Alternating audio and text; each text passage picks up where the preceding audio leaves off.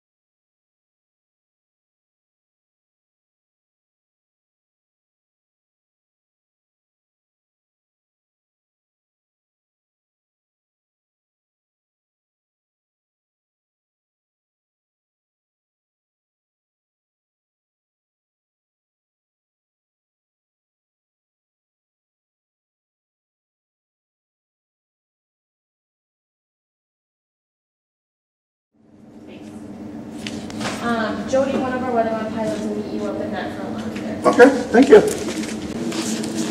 Okay, you heard all that. They're coming down to talk to me. Yes. Oh, how you doing? Good. My name is Doug Fisher. Jody Fisher. Are you one of the pilots that does the weather model? Yep. Sure. Now, can you be in a video of me? I'm doing a documentary about what you guys do. Can you just tell me what you do? I can't be in a video until I get approved by somebody else. Oh, you gotta get proven. Yeah. Okay, I'm only here for like a couple hours. I actually came from working to do this place, but I'm passing through. Okay. And it intrigues me that you guys, what you do. Flying through thunderstorms. So is that what you do? Yep. So you fly an airplane that has chemical attachment things that We use silver iodide. Silver iodide. Yeah. And the reason we use it's inert, it's environmentally safe. Right. And the amount we're using over the area you use, you'll never find it in the background, you know. But it burns, and when it burns into a crystal form. Mm-hmm. It looks just like an ice crystal. So when you put it in the cloud, the water says, hey, it's one of my own, and it attaches to it and freezes. Okay, so it makes clouds basically. No, it makes ice. Oh, so it makes ice. Yeah, the cloud already has to be there. The water has to be there. Right. So the ingredients have to be there, but sometimes the ingredients are there, and in the natural process, it doesn't multiply and get going, so then nothing comes out in the rain, the snow, whatever. Right. So is there currently projects going on in the United States right now? Yep.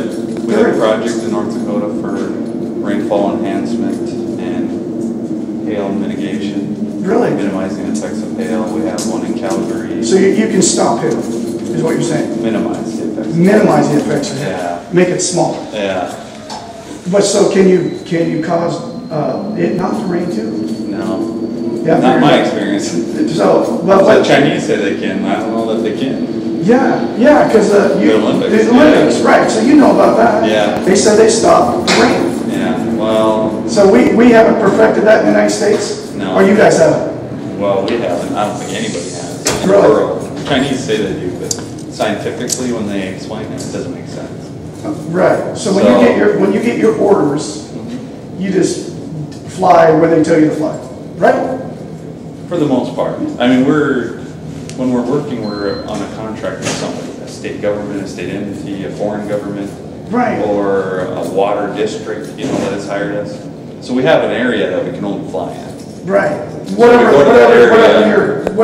your project area is. Right. And so you get contracts from the United States government, right? Nope. Oh, you don't? Nope. But other governments, other countries. Yeah, like counties. Like in North Dakota, there are 4 counties that get together, vote on it, levy their taxes, and then the state, through the state of North Dakota, they also get a little bit of funding. I think it's like 10%. Really? And then that's it. Then they pay for it themselves. So the state government pays for it? The counties pay for it by voting on it and levying mills. Really? To get taxes, yeah. Wow. Now some places, a water district, they'll take their, I don't know where their money comes from exactly, but like a watershed area. Right. And they'll take probably taxes as well, and they'll set it up, vote on it, yep, we're gonna do this project. So some places are power companies, like hydro water companies, they'll pay for it themselves. Right. And Calgary, an insurance company pays for it. So I saw the thing out there, you have the lime ones too? Yep. That one out there that I saw in the parking lot. Yep, that's for snowpack in the mountains. Really? Set it up in the mountain where you get the upslope wind. Yeah. Yep. And they'll blow the silver iodide. Yep. I saw a thing, Shasta County, California. Mount Shasta. I'm not sure, but it's in California. Yep. Right below Mount Shasta, you ever hear about that? There was a big thing about it that the people, the residents were saying, hey, what are you people doing? You know what I mean? You know, I don't know if it's through you guys or... No, that we're in Shasta. That part. Where the city is that near? Redding, California. That's north, right? Northern California. Yes. We're not up there. We're in... So there's other we got contracted in Sacramento. Oh, you did? Down there, but that's for snowpack up near Tahoe. Right, to make it snow more, get more snowpack, yeah, right? So that their watersheds and their water levels will fill up. Yeah. So silver iodide, that's what you guys use? That's the only thing you guys use? Yep. Okay. All right, that's great. Thank you, sir.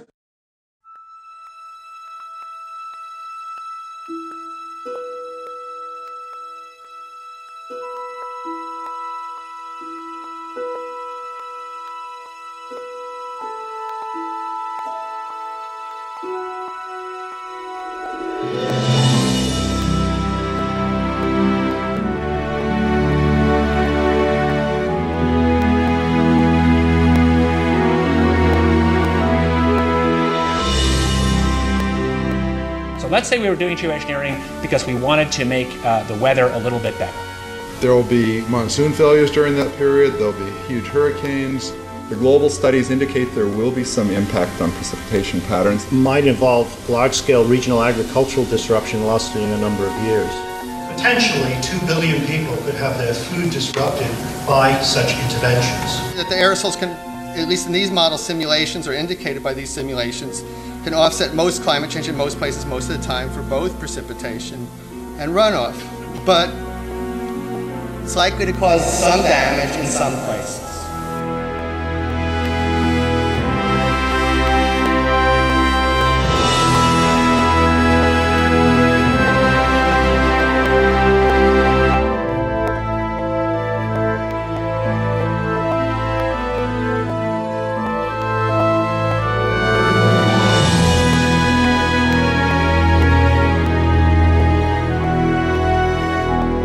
When I grow up, I want to be either an artist or a teacher. I want to grow up in a world where there's lots of nature. I love nature. How can I look my children in the eyes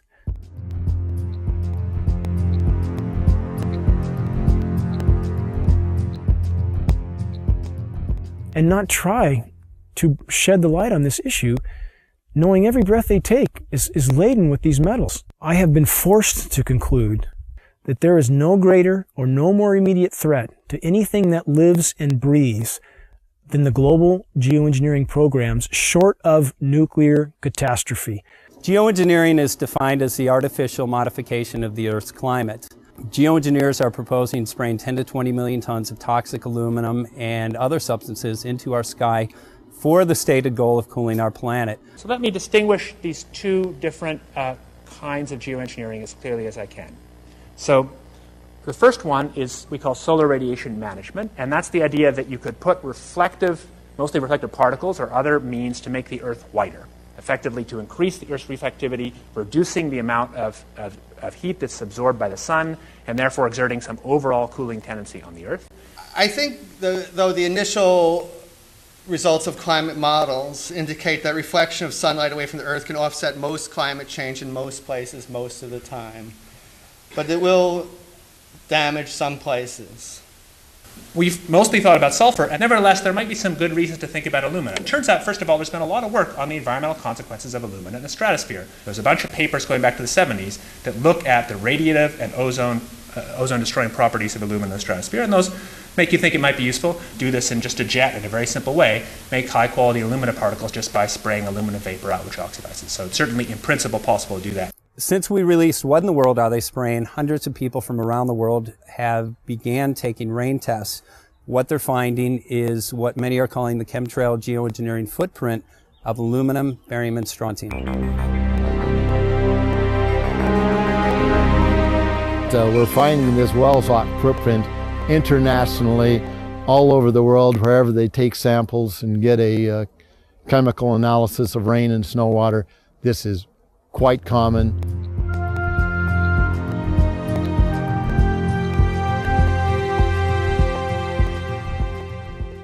Wherever you see the jet chemtrails go over, you're going to get aluminum, barium, strontium coming down on you.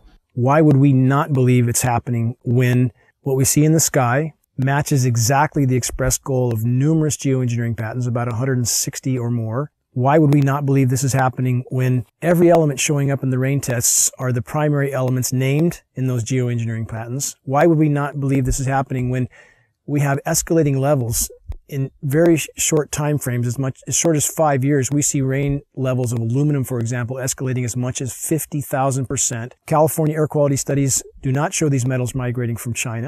And it's of recent origin, so this bombardment of heavy metals that's raining down on us is coming from somewhere. Why would we not believe geoengineering is occurring when the weather patterns are so altered here in exactly the manner stated by geoengineers and reports on the consequences for geoengineering, which are diminished rainfall, which are increased ozone destruction? We have a massive ozone hole in the northern hemisphere now.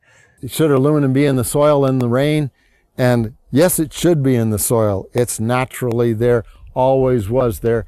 And should it be in the rain? Well, absolutely not. But the standard reply has been, your samples are contaminated.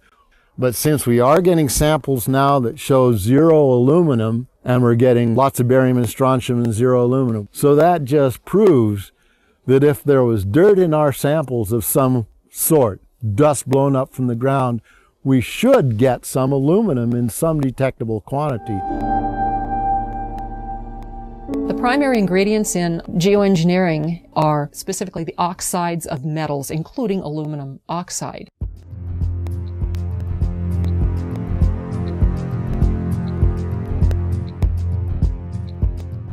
This is devastating to plants, totally devastating. The trees are dying. Why?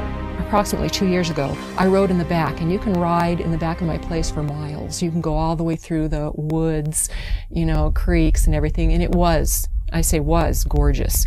And the day before yesterday, I took a ride, and I rode in the back, and what I found was total devastation.